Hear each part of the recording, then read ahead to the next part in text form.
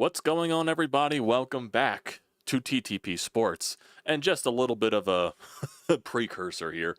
I barely watched any Phillies action this weekend. Honest to God, I thought today's game was a 7 o'clock one. I forgot it was in the afternoon. That's just me. I thought, after a Fox game, they were going to have an ESPN game tonight, so I thought it was just two nationally televised games in a row. So that's bad on my part. And then also with, Flyers draft weekend and all of that crap, I just wasn't really paying attention to Phillies action. Yeah, they win 2 of 3 against the Atlanta Braves, but yeah, Friday on during the NHL draft in the first round, that's when the Phillies put up 13 runs after a very long rain delay. They hit 4 home runs, which is very rare for this version of the Phillies, and they end up winning 13-0. And Mick Abel was supposed to start on Friday. He doesn't start. Phillies go with a quasi bullpen game, and they managed to shut out the Braves. So, okay, good for you. I guess the offense was due for an explosion after barely scoring any runs in Houston, but then these last 2 games in Atlanta were just more of the same. You faced Bryce Elder on Friday, which isn't the same quality of pitcher that you've been facing the past few starts, and then you faced you faced Schwellenbach yesterday, and you got completely shut down by him. And then you faced Strider tonight, or today actually, and still didn't do very much against him. You scored 2 runs, but that was also because Ranger Suarez on the other side was just as good as Spencer Strider, and he actually got a deserved win today for once for his actions, going 7 strong innings, once again lowering that ERA, only allowing 1 earned run, which was a bomb to Sean Murphy. And also Sean Murphy just kills the Phillies this year with the long ball. He had a grand slam yesterday to blow the game wide open against Jordan Romano when it was a 2-1 ball game. So, yeah, that wasn't fun. Even though I didn't watch last night's game, I didn't really pay attention to it. I was more paying attention to the wrestling I needed to catch up on for the past 2 days. So I wasn't paying attention to the Phillies, and that was probably a good thing for my mental health. I really didn't pay much attention to the Phillies this weekend. I checked in and out on Friday. Yesterday, same thing, checked in and out, basically on the phone. And then today, like I said, I forgot they were a 1 o'clock game, 1:30 game. I thought they were a 7 o'clock game, and I was, out doing errands with the family. And I look at my phone, oh, they're playing today. I thought that was tonight. And I didn't really tune into it fully until it was the top of the 8th inning, top of the 9th inning, or something like that. I think it was the top of the 8th inning, where they had 2 runners in scoring position with 0 outs against the lead of reliever for the Braves at that point, and they didn't score. They didn't score a single run with 2 runners in scoring position and no outs.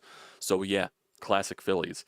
And then I watch Orion Kerkering get a nice strong inning. Then I watch Matt Strahm try not to blow the game, because who else thought that Matt Strahm was just going to come in the bottom of the 9th inning and have a clean inning? He was never going to do that.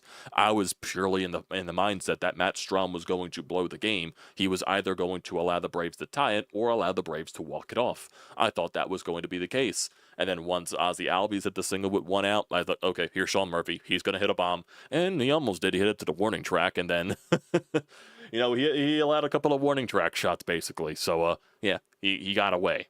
He got away with a save, so in theory, good for him, but it was really nothing impressive. The Braves were just missing on their swings. So in these last 2 games, you score 3 runs. It's not good. It's, basically the same. When the Phillies don't go up against a good quality starting pitcher, of course they score a bunch of runs. They score 13 runs on Friday. And then when they face better pitching, they don't really score much. Even though the second pitcher that they faced in Houston wasn't anything special either, still.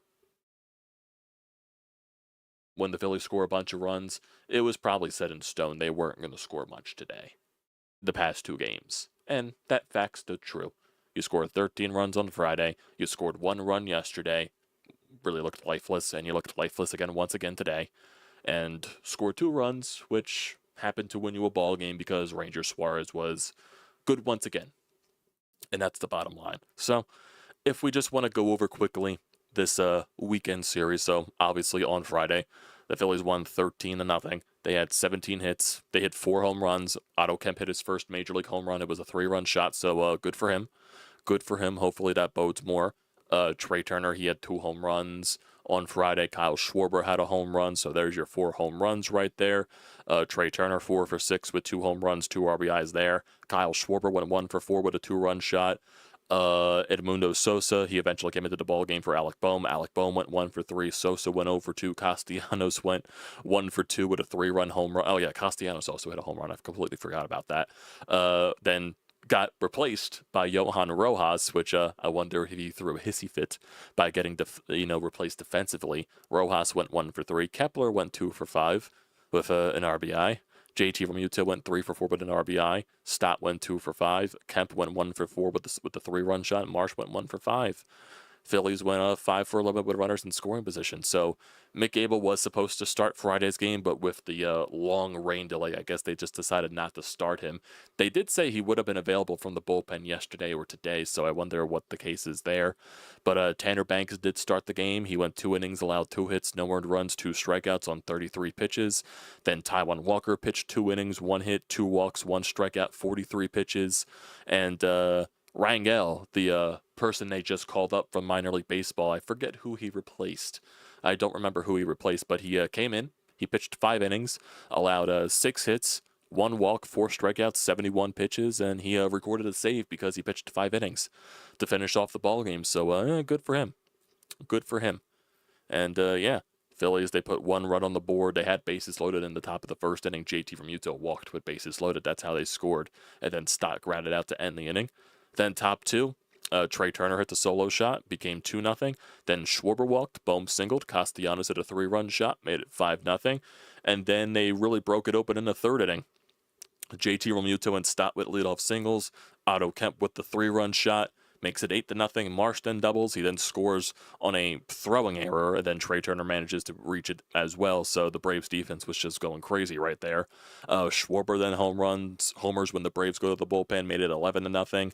And then yeah, that's basically. And then until you go to Trey Turner's home run in the top of the 9th off of Luke Williams, a position player, made it 12-0. And then Kepler had an RBI single against Williams, made it 13-0, and that was the ball game.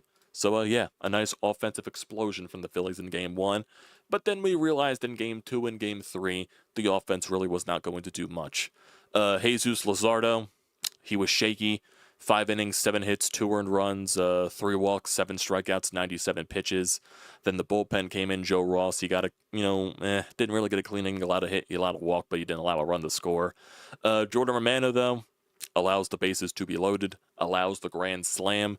He does finish the inning on 23 pitches, but that was basically it. Robert comes in, 1 hit, 2 strikeouts in garbage time there. The offense was basically lifeless against Schwellenbach. 4 hits, 1 run.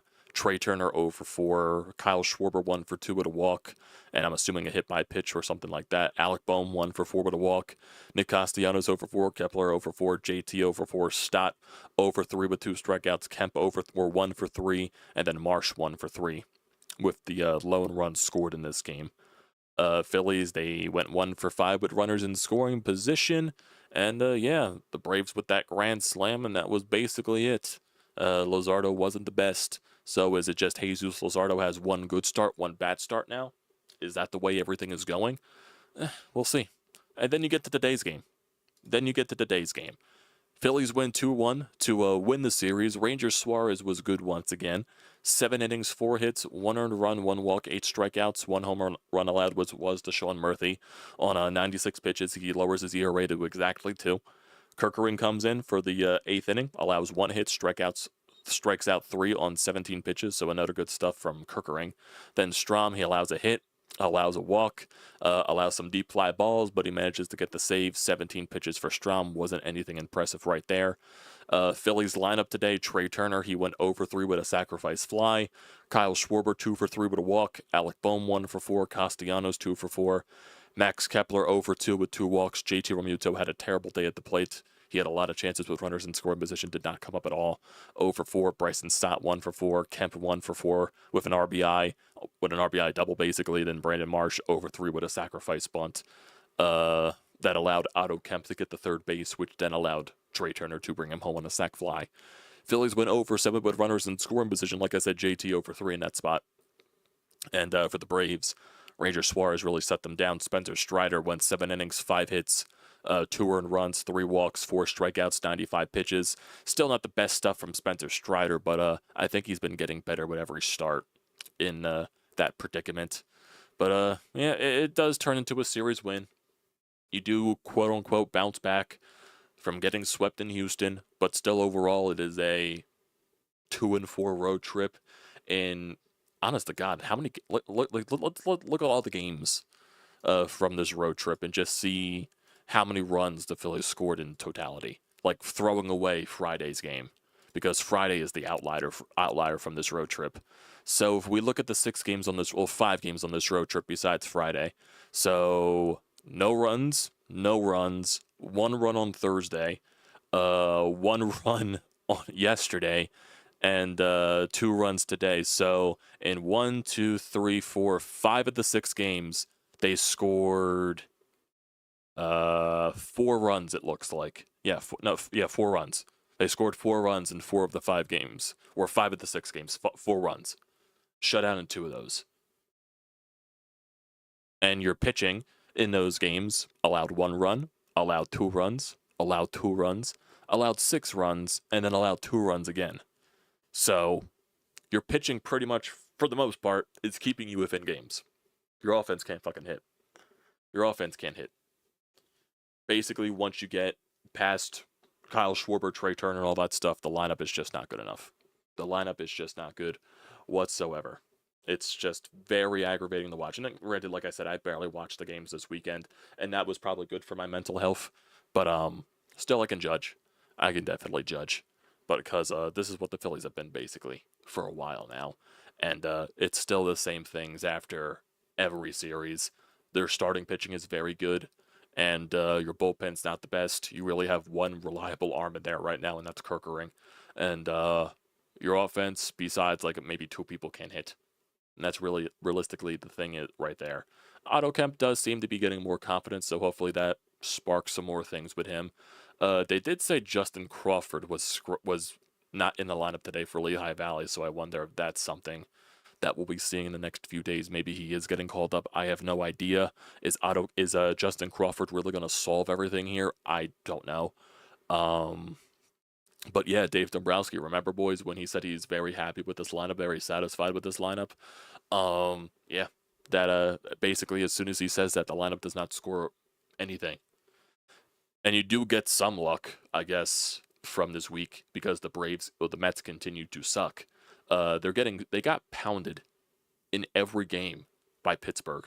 They got pounded, destroyed in every single game by Pittsburgh. And none of the games were close. I think the game that they played today is over. Yeah, they lost 12-1 to Pittsburgh. 12-1. And I think in the past 2 games, they allowed 9 runs each in those past 2. Like the Mets, holy hell. Yeah, they lost 9-1 on Friday. They lost 9-2 yesterday, and they lost 12-1 today. So they just continue to lose. And they were talking about having a clubhouse meeting, and many players talked. And, Juan Soto says still believe in everything, and then they just go and continue to get pounded by the Pittsburgh Pirates. Granted, the Phillies also got swept by the Pittsburgh Pirates in Pittsburgh, so we have nothing to say there. But still, the Mets are also sucking at the same time. So it's allowing the Phillies to get away with a lot of things.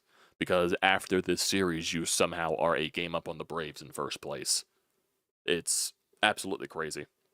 Absolutely crazy. Actually, a game and a half up on the New York Mets. A game and a half. That is insane how bad the Mets have been playing for a very long stretch. Basically the same as the Phillies. The Mets are just losing more games. I think it's realistically because the Mets pitching is coming back. They are dealing with some injuries with their pitching, but their pitching is also coming back down to the mean. Their pitching wasn't going to be that good the entire time. The Phillies have the argument because their rotation is actually good. The Mets had a lot of guys pitching out of their minds. So that's the one thing with the Mets. Yeah, their lineup is pretty solid, but it's not going to hold up with the pitching falling apart. That's just the way it is for the Mets. And right now, they're 11 games above 500. They're playing the Brewers next. The Brewers, I believe, have been pretty hot lately, if I'm not mistaken. Yeah, they're 47-36. But they are playing them but it still doesn't really make a difference. Really doesn't.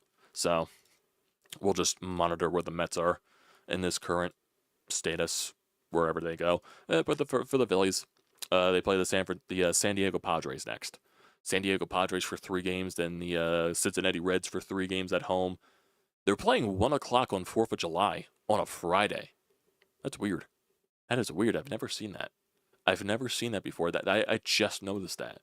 On Friday, 4th of July, Phillies are playing 1 o'clock against the Reds. That is weird. I never noticed that. So you have Zach Wheeler for tomorrow against a to-be-determined pitcher for the Padres, Christopher Sanchez against Nick Pivetta, and then Mick Abel on Wednesday afternoon against Dylan Cease. So I will be at tomorrow's game, so at least Zach Wheeler will be on the mound. What have the Padres been doing? They're 45-37. They're playing against the Reds right now. They've been winning series in a row. After losing a 4-game series to the Dodgers, they won a series against Kansas City, won a series against the Nationals, and so far they have split the series with the Reds with today's game to be determined. Yeah, they're in the bottom of the 9th, 2-1 up on the Reds. So, yeah, so we'll see. We'll see. So Padres, Reds, Giants on the road, and Padres on the road before the All-Star break. Will the Phillies make another move by the All-Star break? Who the fuck knows? Who the fuck knows? Is there anything about Justin Crawford that we see? I don't think there is. John Clark. The Mets lost 12-1 to the Pirates, so the Mets got swept by the Pirates, who have the second worst record in the National League, getting outscored 30-4. Wow, okay. Even though the Phillies also got swept by the Pirates. No, I don't see anything else. Don't see anything else on this game. I guess you could say it could be worse, even though we did get swept by the Pirates. The Mets are just like getting blown out by the Pirates each game. That's like insane. The Mets are just completely falling apart right now. Who knows? Who knows?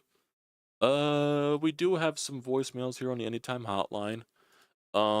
It's really hard just to like constantly just repeat myself with this team because it's just the same stuff after every game, really, after every series. We know this team, the Phillies, they're a good team. They have really good starting pitching, elite starting pitching. They're probably one of the best rotations in baseball, probably the best rotation in baseball. Bullpen is nowhere close to being good enough, and your offense is nowhere close to being good enough. It's the same thing you're talking about after every series. And can the starting pitching hold up for you every single day, every single series? Your starting pitching is good enough to get you to the playoffs, but we know with the way this offense is, it's not going to help you win a World Series. We know with the way this bullpen is constructed, it's not going to help you win a World Series. And yeah, you might transition some of the starters into the bullpen. You might put one of Christopher Sanchez, Jesus Luzardo, or Ranger Suarez in the bullpen. Maybe you do make a trade or two for a bullpen arm. I don't know what you do about bats. I just don't know. Dave Dombrowski thinks, oh, there's internal options that we can call up the bolster our lineup and all that stuff. Meh. Meh. Meh. Meh. I don't know. Let's get to the voicemails. We got Steven and we got Sean. Let's get to Steven. Hey, I'm Amadeo. So they get the series win over the Braves, and yeah, it's nice to get a series win, but there's stuff that frustrates me. I mean, first of all, this offense, I mean, it's feast or famine. Like Friday night, they were sensational. They destroyed Bryce Elder. Yesterday, they were terrible against Schwellenbach. And I understand Schwellenbach is a really good pitcher, but still, offensively, they just laid down yesterday. Today, they were offensively terrible again. They left guys on base a lot. I mean, their pitching is what got them the win today. I mean, Ranger Suarez might be going to the All-Star game at this point, and I think he deserves it. He's been excellent. I mean, the thing with him is I just hope he doesn't hit a wall. If he doesn't hit a wall, that guy could win a Cy Young. I'm very afraid about that. But yeah, they got the series win, but nothing like is going to change my mind about this team until I see Dombrowski make a big move. The bullpen is just an absolute mess. Jordan Romano has just been awful all year. He has like a 7.280 ERA. I mean, that was the big free agent addition they made to the bullpen. They went bargain hunting, and it's not working. So this deadline, if they want to win, they're going to have to make big moves at this deadline, and I have to see it to believe it with Dombrowski. He's just his second half tenure here in Philly has just been underwhelming. And he hasn't taken this team over the top to win a championship. I hope that changes this year, but I'm not going to hold my breath. They play the Padres and Reds this week at home. You need to go and pile some wins up. The Mets are in a huge funk right now. They're about to get swept by the Pittsburgh Pirates.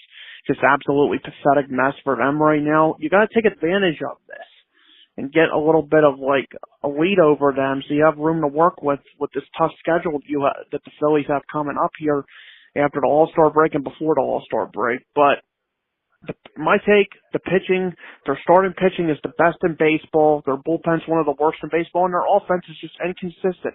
And I don't think you're going to win a championship when the offense is this inconsistent and the bullpen is this horrible. Nope. No, Dude, he's going to be so pissed at me. He's really hit it on. I realistically, I don't expect Dave Dombrowski to go gung ho at the trade deadline. He might do it because he's desperate. You never know. He says all these things about he's happy with the lineup the way it is. He might do it out of desperation. Who knows? Because this could honestly be the last year of Dave Dombrowski being in the Phillies front office. You never know. So he could make a bunch of moves out of desperation. But I really just don't expect it. Yeah, you're not. It's amazing where I'm looking at their record right now. They're 49-35. They're 14 games above 500. It does not feel like it. This does not feel like a 14 game, 15 game above 500 type of team. It just doesn't. And it's crazy because their record is one of the best. Isn't their record one of the best in baseball too? It just does not feel like it. It just doesn't. They're the fifth best record in baseball. It does not feel like it. They're 3 games out of Detroit being the best record in baseball. It's just insane how it does not feel like they're a good team. It just doesn't feel like it at all. Maybe that's just the state of baseball, that there really aren't that many good teams. Maybe that's the fact. I know a lot of people, a lot of stat people out there say the Phillies in terms of runners in scoring position are one of the best teams in baseball in terms of runners in scoring position. I don't believe that for a fucking second.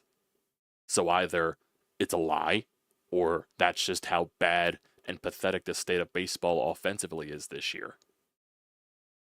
I just don't believe it. I really don't.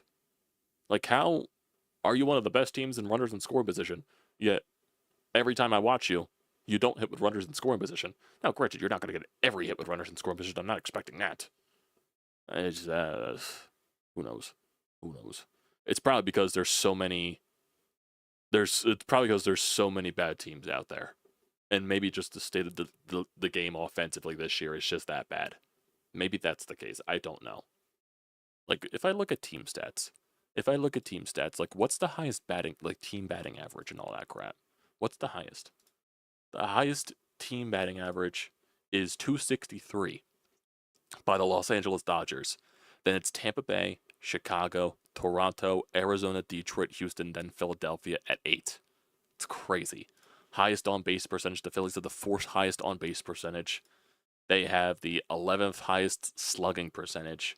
OPS, they have the 9th highest OPS. It just doesn't feel like that. Home runs, obviously, they're middle of the pack. They're below middle of the pack at this point. It just, who knows? It just really feels like, who's walked the most? The Yankees have walked the most. The Dodgers have walked the most. The Giants, the Mets, the Phillies are 7th most in walks. Who struck out the most? Strikeouts, let's see. Who has struck out the most in baseball? The Colorado Rockies. The Phillies have struck out the 9th least in baseball. That doesn't feel true. The 9th least. Teams that are better than the Phillies in terms of not striking out: the Cubs, the Cardinals, the Astros, the Diamondbacks, the Nationals, the Padres, the Royals, and the Blue Jays. The Blue Jays are the best team in terms of not striking out. I don't believe that. It doesn't feel like that. Teams that are worse than the Phillies: the Mets, Brewers, the Dodgers are worse, the Giants are worse, the Braves are worse. Tigers strike out a bunch, the Yankees strike out a bunch. Jesus. Man. Maybe just the state of the game offensively is just that bad. My God. My God. Batting averages are also skewed higher because of that could also be true too. Let's get to Sean's call.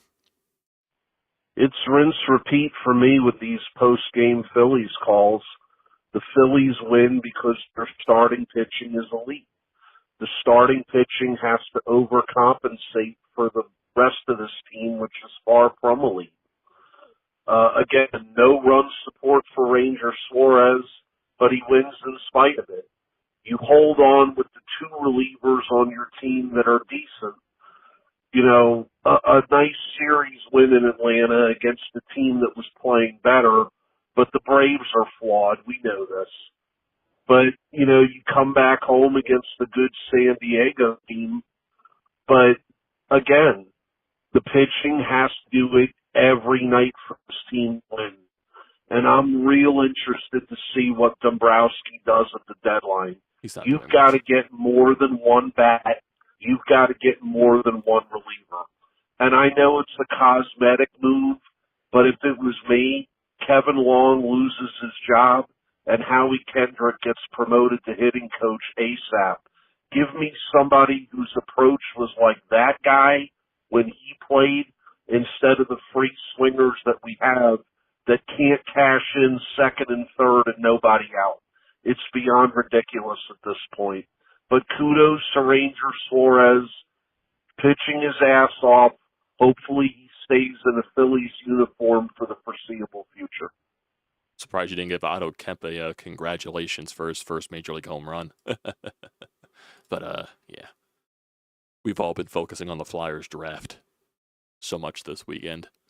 And here's also another tidbit that what should happen is Porter Martone should play in college this year. He should not be in the NHL, in my personal opinion.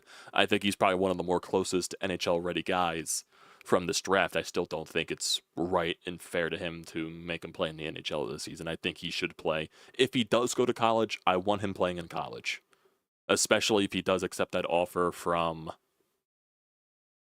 Penn State or any of the colleges. I know Penn State is rumored is offering him $250,000 in NIL money. So I think he should go to college because I feel like he's 6'3", 6'2", 200 plus pounds.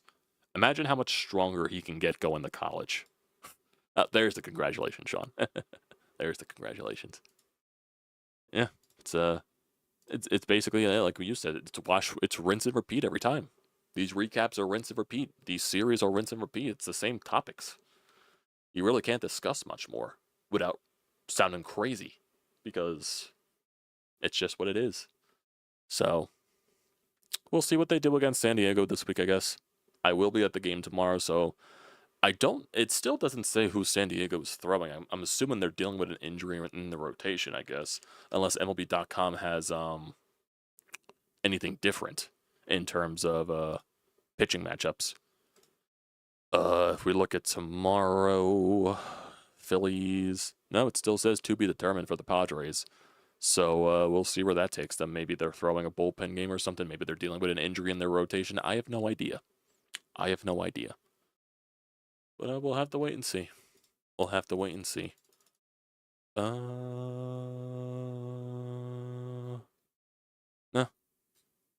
Padres blew the save in the ninth inning, so the Reds have a runner on second and first with one out in the ninth inning, it looks like. Thatcher Demko to Philly. Have high hopes on Amico. Dude is a beast. Yeah, I kind of feel like that would be the play if Vancouver doesn't extend Demko. I think Demko would be the nice. He's more high risk, high reward just because of the injuries. But if you are able to get Thatcher Demko healthy, he could be a really good goaltender for you. And he does have the experience with Rick Tocchet. Forgot his name for a second. But yeah. We'll see. Some of you guys in the chat right here, Julian. 6 runs the starting pitching gave up on this trip. 2010 was bad how it ended with the hitting, but this group, Jesus Christ. Otto Kemp has been giving you some life in the lineup. Marsh has been swinging a better bat. He has, but he still can't hit lefties. It's nothing. I don't have much to say. It's the same style of offense, but at least we beat the Braves. Jay, Strom just about blew the game. I thought he was going to Going to Ranger as usual. Another quality start, 7 innings. Yeah, Ranger's Ranger. He's been doing his thing. If you have trouble sleeping, watch the Phillies offense. What is there? Any shot at getting Aaron Ekblad? I don't think they'll make a big free agent signing of that caliber. I don't think that'll be the case. I don't think they'll go after him. He might demand a little bit of money. I don't. Even though I would like an Aaron Ekblad, I think he would be a nice veteran presence for the blue line. I don't think they'll make a signing of that caliber yet.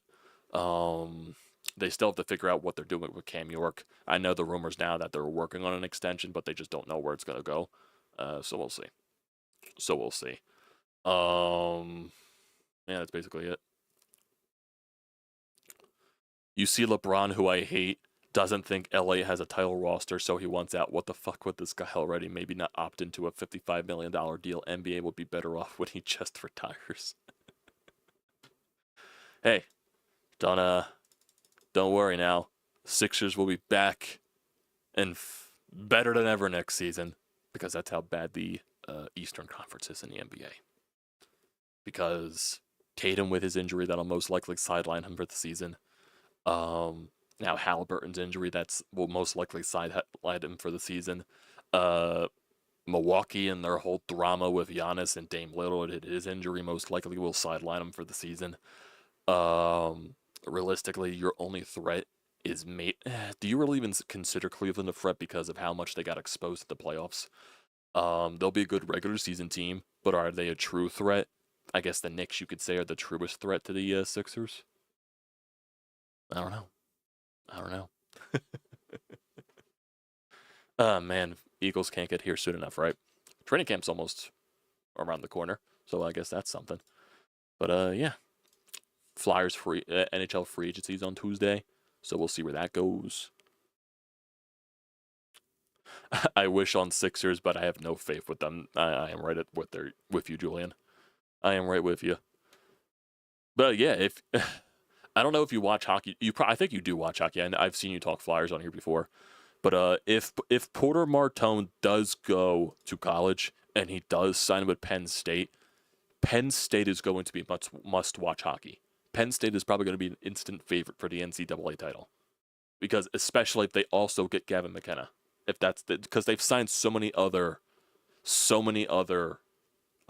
junior players that transfer over to college. Penn State's getting a lot of guys. They're going to be an exciting team to watch. Like I said, they're going to be must-watch hockey. Must-watch. That's going to be very fun. And if Porter Martone does do that, we'll see. Am I doing an all-day free agency Flyers live stream? I don't know, Frank. I don't know. I cannot guarantee that. I don't know if Snow the goalie's doing anything. It doesn't sound like they will. So we'll see. Maybe. Yes, Michael. The NL East is booty cheeks this year. That is true. That is very true. Oh yeah, Flyers' future is way, way brighter. How'd you feel about the draft, Julian? I don't think you shared your thoughts in the stream the other day. I don't think you shared your thoughts. How do you feel about the Flyers going after every big body possible? How do you feel about Porter Martone as the pick at 6? Jesus Christ, Aaron Judge's numbers. My God. Aaron Judge batting .356, 30 home runs, 67 RPIs, 1180 OPS. Holy fucking shit. Oh yeah, Martone's going to be at development camp. Martone's going to be there, most likely. He'll probably. I'm not sure when, like the cutoff for like when college kids have to go back to college. If he does choose to go to college, I don't think he's made an announcement yet or anything like that. But I'm sure he'll most like. I'm sure most of these kids will be at development camp. They just drafted, and some of the other kids from previous years. So I think that'll be the case. Maybe Martone does show up at training camp, regular training camp, and maybe he goes back to college after that. We'll see. I'm sure Luchenko will be at training camp this year. I'm sure there'll be some Flyers training camp, development camp this year should be a little bit fun with some of the prospects they got. Seems like they're shooting for a faster Broad Street Bullies moderation. I know Brodes. I know Hunter is just so conflicted with this draft because he just hates the idea of getting so many big bodies. He just hates it. He just hates it. Yeah. I can't say I know much about prospects. I trust Briere. People flipping out on the draft like those people that know much about these kids. Yeah, I like really the only thing that I do not like with the draft. I do think the Nesbitt pick was a reach. I do think Nesbitt was a reach. But if there was definitely a if there was definitely teams that were willing to pick Nesbitt ahead of the Flyers at 22, and there was talk about Vancouver possibly picking him, talks about Detroit possibly picking him, I understand the philosophy going after your guy that you wanted. I do understand that, but it's still kind of more of a reach than anything. So he's still really the more pick that I'm like, on. But I do like the value that they got in the rest of the draft. And granted, the later rounds are more of a crapshoot than anything, more of a lottery ticket. But I do think they got some good value in that second round. The Amico kid, he's a fucking tank. Fucking tank. 6'6". Jesus Christ. And he's also, I think, going to BU this year as well. So you'll see him at Boston University. I just wish the Flyers picked Aitchison over Jack Nesbitt. Yeah, I kind of feel that. A lot of people loved Aitchison. Did you see that I did see they brought in an MMA fighter. That is weird. That is weird. Hunter hates that too. Yeah, Aitchison would have been fun. Aitchison would have been fun on the blue line. He definitely would have. He definitely would have fit the Flyers mold of, I guess what they're trying to build. You know what I mean? But I guess they valued the tank centers, the 6'4", 6'5" centers. I guess that's what they were scouting this year. We'll see how that develops. We'll see. But yeah, I didn't expect to go this long more with Flyers talk, but Flyers talk is more entertaining right now than Phillies. That's basically it. So we'll see. Maybe Flyers talk will progress over the week as we get into free agency, and maybe there's more trades. I'm sure they will be active this offseason, so we definitely will have some more Flyers talk as the summer goes along when they do make their moves. So maybe we'll have some development camp discussions, maybe something like that. Who knows? Who knows? Everybody wanted Jackson. Oh, yeah, a lot of people wanted Jackson Smith. I do remember that. But yeah, that'll do it for now, everybody. Appreciate you all for tuning in. Gotta most likely do some, I gotta go eat dinner. Then I gotta do some editing more for Brodes, most likely. If he's doing his Phillies recap, then I gotta finish the Snow the Goalie editing process and all that crap. So, a lot of work tonight. So, appreciate you guys for tuning in. And, yeah, don't forget to leave a comment in the comment section down below. Don't forget to drop a like. Don't forget to hit the subscribe button. Does me such a great deal of service with the YouTube algorithm. Everyone's saying praying for McDavid to the Flyers. Don't forget to use the code TTPSPORTS, $20 off your first purchase at SeatGeek. Great deal. Do not pass it up.